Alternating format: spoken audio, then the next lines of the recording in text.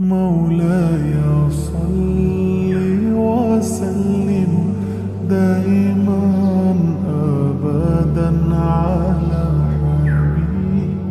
حبيبك خير الخلق كلهم مولاي अस्सलाम वालेकुम एवरीवन जी। तो मैदान अरफात से अब हम निकल के तो चल पड़े हैं मुज़दलिफ़ा की तरफ।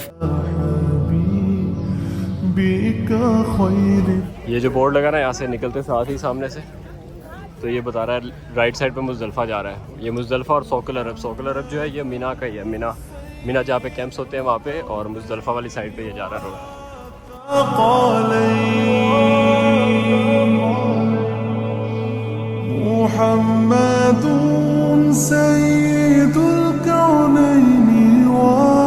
मुज़दलिफ़ा है, मुज़दलिफ़ा में हमने रात गुजारनी है। मुज़दलिफ़ा का मैं आपको मेट्रो स्टेशन वगैरह सुबह दिखा दूंगा कि कैसा है। ट्रेन स्टेशन के पास जहाँ पे हमने खुले आसमान के नीचे ठहराव करना होता है। रात सारी हम यहाँ पे मुज़दलिफ़ा में रुकेंगे और फिर हम नेक्स्ट आगे मीना की तरफ चले जाएंगे।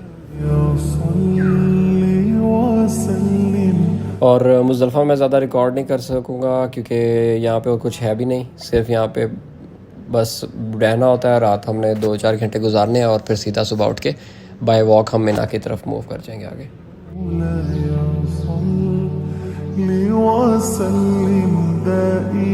जी, तो ये है मुज़दलिफ़ा का ट्रेन स्टेशन नंबर 2 जहाँ पे हम रात को रुके थे। मुज़दलिफ़ा पे रात जहाँ पे स्टे किया था, अभी हम यहाँ से गुजर रहे थे तो मैंने कहा आपको दिखाता हुआ जाता हूँ।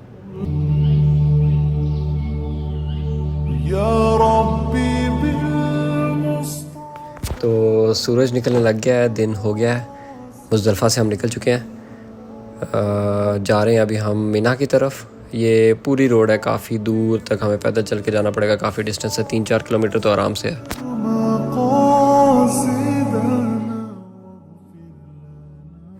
मीना के कैंप चलने में स्टार्ट हो जाएंगे और चलते चलते हमें सब दिखाई देंगे मीना के कैंप्स।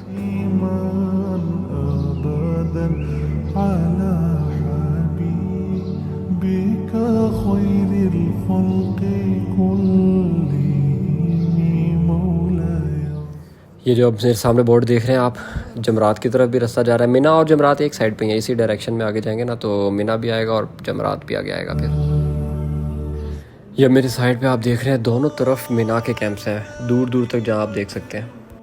सीधा हमारे खेमों की तरफ ले जाएगी और सामने जमरात है। यहाँ से तकरीबन जैसे फिर से हम उतर रहे हैं, यहाँ से तकरीबन 2 किलोमीटर का फासला है जमरात का, शैतानों का।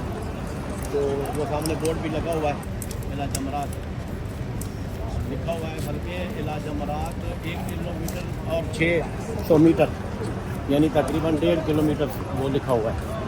ये जमरात का यहाँ से फासला है, लेकिन आधे किलोमीटर के फासले पे हमारे खेमे हैं यहाँ पे। इस साल हमारा 2024 में जो मकतब है वो 272 है, जिसने ज़िंदगी में पहली दफ़ा इतना हाजियों को जलील किया है। और उस हाजियों को जलील करने में सबसे बड़ा किरदार हज डीजी का है, जिसने पाकिस्तान के हाजियों को बेच कर उनकी तजलील की है। ना बसें मिली हैं होटलों से, और तकरीबन जो हमारे साथ होटलों के हाजी थे सब पे दम पड़ा है। और शाम को इन्होंने अरफात नहीं पहुंचाया, दिन को बसें पहुंची हैं, बेचारे सारी रात होटलों में जागते रहे हैं और सुबह बसें पहुंची हैं और उनको दम भी पड़ गया है। और तकरीबन 11:30 बजे, ये खुदा का शुक्र है कि ज़वाल से पहले हाजी पहुंच गए हैं, वगरना ज़वाल से पहले ना पहुंचते तो उनका हज भी ख़तरे में था। तो ये सारी कार सताइयाँ हज डीजी सोमरों की हैं, और उस बदबख्त ने हमारे उलमा की भी तौहीन की है 2-3 दफ़ा मीटिंगों में, और बुजुर्गान ख़ुद भी यहीं मौजूद थे मीटिंग में, जो उनके साथ जाते रहे। इंतहाई तौहीन हमें ले जाता है इस सोमरों का। तो इंशाअल्लाह पाकिस्तान हुकूमत, पाकिस्तानी जो है ना इदारे और पाकिस्तानी कौम को इसका घटिया चेहरा इंशाअल्लाह हम दिखाएंगे। ये मेरे सामने जो आप देख रहे हैं ना, ये जमरात 3 स्टोरी जमरात का है। इसके अंदर जाते हैं और शैतान को कंकरियाँ मारते हैं यहाँ पे। ये जो आप मेरे सामने देख रहे हैं ना, वॉल्स जो बनी हुई हैं, ये 3 दीवारें हैं यहाँ पे। यही है जमरात, जो 3 जगह पे रुक के तो शैतान को कंकरियाँ मारनी होती है, यही वो जगह है। लो भाइयों, ईद मुबारक हो गई है, ईद मुबारक। हम सीधा आ गए हैं बकरा मंडी। यहाँ पे हमने अब बकरे स्लॉटर हाउस है, वैसे यहाँ पे बकरे ज़िबा होते हैं। तो पूरा जो ग्रुप है हमारा, उसकी तरफ से हम नॉमिनेटेड हो के तो यहाँ पे आ गए थे। तो ठीक है, अभी यहाँ पे बस बकरे स्लॉटर हाउस में देने हैं। कम से कम भी 100-150 बकरा है जो आज ज़िबा होगा, उसकी कुर्बानी के लिए हम यहाँ पे आए हैं। बस यहाँ पे अब हम लिस्ट दे देते हैं, पूरी नाम बताते जा रहे हैं और वो कुर्बानी पे कुर्बानी करते जा रहे हैं। पीछे आप देख रहे होंगे कि पूरा स्लॉटर हाउस भरा हुआ है, हर तरफ से कुर्बानी हो रही है और बस दुम्बे और बकरे आते जा रहे हैं और ज़िबा करके उनको तो आगे भेजा जा रहा है पीछे वेयर हाउस में, जहाँ पे फिर इसकी फ़र्दर प्रोसेसिंग वगैरह सारी बात है, स्किन उतरेगी और गोश्त वगैरह बनेगा, जो भी है फिर उसको आगे जिस तरह ये प्रोसेस करते हैं वो करेंगे। जी तो अभी वापस आ गए हैं मिना की तरफ। मिना से हमने सुबह जाना है जमरात दोबारा पत्थर मारने हैं। जी तो मेरे सामने आप जो एरिया देख रहे हैं ये पूरा जमरात का एरिया है। कल भी मैंने आपको बताया था, अभी नेक्स्ट डे हो चुका है। अभी हम लास्ट डे आज एक्चुअली हमारा यहाँ पे मिना से हम आए हैं सीधा जमरात की तरफ, यहाँ से कंकरियाँ मारेंगे और आज का हमारा जो प्लान है वो यही है जो मैंने आपको पहले बताया था, सीधा यहाँ से हमें वापस अपने होटल की तरफ जाना है।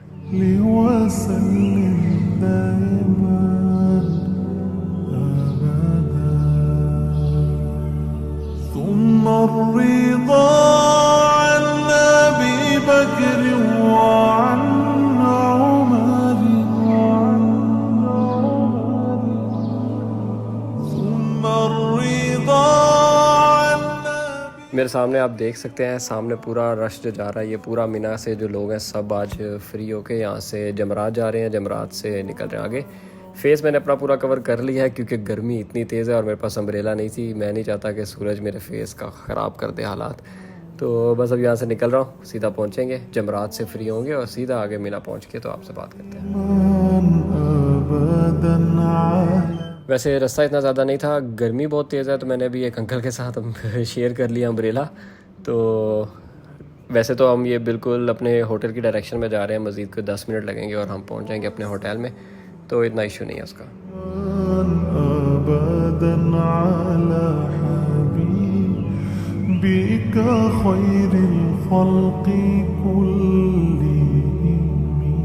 जी तो होटल आते साथ हमने पहला काम जो किया वो हम आ गए हैं सीधा अलबैग। पूरे ग्रुप के लिए अलबैग का हमने बॉक्सेस तैयार करवा लिए हैं, कम से कम भी 80-90 पीसेस हैं, बॉक्सेस हैं जो हमने अभी पैक किए हैं। साथ में मेरे कुछ दोस्त हैं, अब ये लेते हैं, सीधा होटल जाते हैं। और क्योंकि आज वहाँ पे बुफे सिस्टम नहीं था खाने का तो इसलिए आज अलबैग चलेगा। बस अभी मैं ये क्रॉस करके मक्का टावर पहुँचता हूँ, पूछता हूँ कि टिकट्स का क्या सीन है और फिर देखते हैं आगे क्या प्लान होता है। जब आप P2 पे आएंगे ना तो यहाँ पे P2 पे एक और म्यूज़ियम भी है, ये वाला, जिसका नाम है इंटरनेशनल म्यूज़ियम। ये मत समझो कि ये मुफ्त बिक रही है, मुफ्त नहीं दे रहे भाई, बांट नहीं रहे, ये बेच रहे हैं। कुछ सेल लगी हुई है तो लोगों का रश ऐसा लग गया पूरा। वो जो ऊपर टॉप नज़र आ रहा है ना, जो व्यू, यहाँ पे खड़े थे हम लोग, ये बालकनी में इसकी मक्का टावर की, ये सारा एरिया ऊपर से सामने था और ये हम देख रहे थे सामने अपने हरम।